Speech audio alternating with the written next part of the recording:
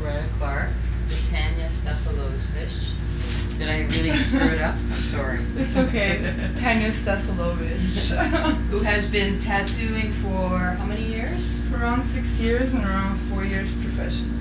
Okay, Yeah. and here we are at High Times in Montreal as part of the Cannabis Closet project. I am getting my end of Cannabis Prohibition tattoo. Join me. Power to the people, Lily. Stick your arm up. Power to the people.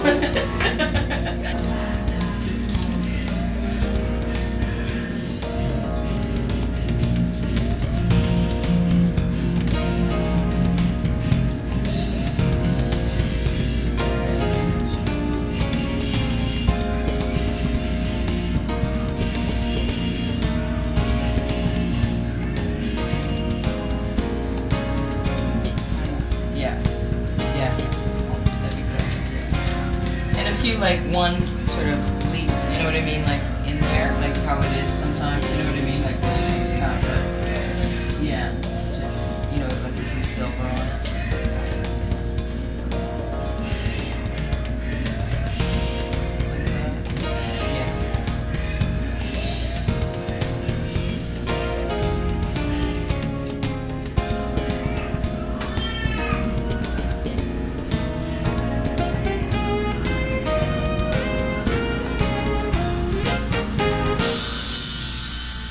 Have you done a lot of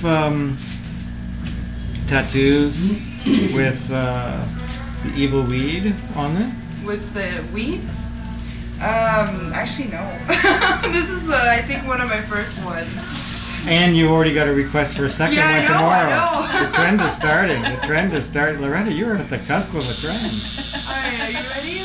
I'm ready.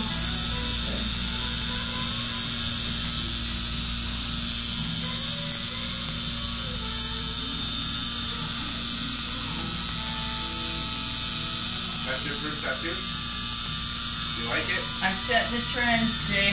End of Prohibition tattoo. Expect you to get yours soon. So how is it? Oh, that's nothing. That's easy. Easy as pie.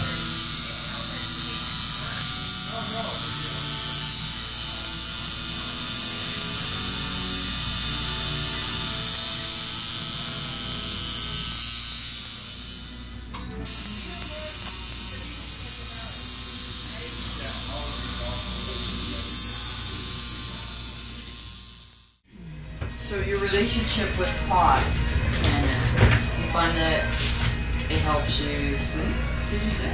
Yes, it helps me sleep, and also helps me not touch anything else, because obviously I've experimented in other, drugs and whatnot, but actually it helps me a lot not to fall back into it at all.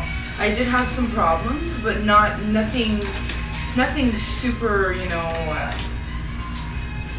bad. Well, definitely cannabis is a wonderful harm reduction strategy. There's no question about it. Yeah, I mean, everybody does experience what, with drugs and whatnot, and people do say it's a gateway drug, but I'm sorry, but it helps me focus on other things. It makes me not want to, fall back into, hard drugs. Let me just say, the argument about it being a gateway drug is for the most part nonsense.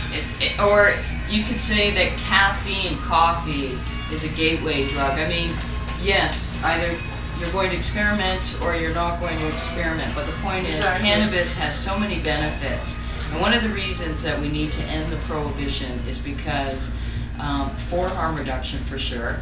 And when research comes out, like CAMH the other day came out about that it may trip people into a psychotic episode.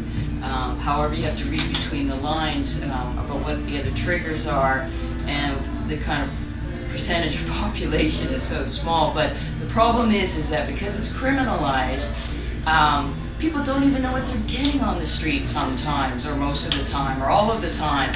And also, there are so many different strains, and if they don't come out with research that is strain specific, I think all of the research is subject to a real critical analysis. And I like what Alan Young actually said, that if this research had been true, then we'd be seeing an epidemic of schizophrenia. Well, we haven't, we don't, and certainly I think that we have to really say we want to scrutinize this kind of research, because it's always coming out at a time when they want to try and spin it and make cannabis look really bad, like saying it's a gateway drug. Yeah, so that's totally not the case for me at all. No, it's keeping me grounded. That's yes, for sure. Yes. Well, thank you. I guess it's time to continue on. Yeah, exactly. Well, we'll continue on for a few minutes, and maybe I'll continue on as well. Maybe not. It's loud.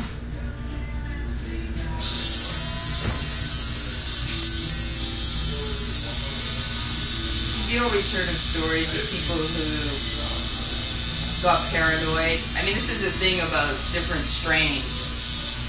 For people who, may experience some psychosis, and I think you can always have to talk about poverty. You have to talk about people who are on the street and how much that is a trigger.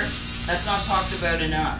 Well, it also has to do with the dose you take. I mean, with anything, when you first drink alcohol, your tolerance is a lot lower. So, I mean, you have to take, the right measures and, okay, not smoke a whole joint for the first time and just maybe smoke like a couple of tokes, and that's about it. But then, later on, that's what happened to me. Later on, I was able to smoke a lot more, but not like to an extreme amount, but I know my limit, and it has to do with anything, Absolutely. So obviously, if you overdo it, you might experience some paranoia, and you might kind of feel, overwhelmed. That's pretty much it. It's true that maybe it's not for everyone. It's all not, about it's choice.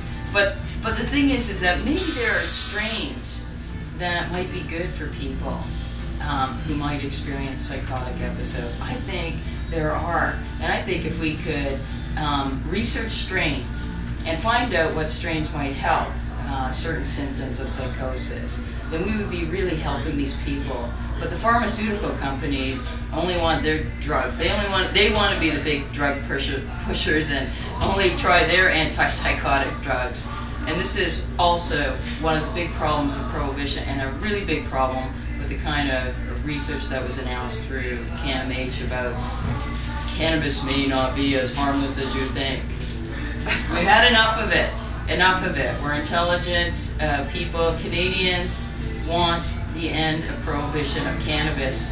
It's time. Let's do it. All right, ready? Ready.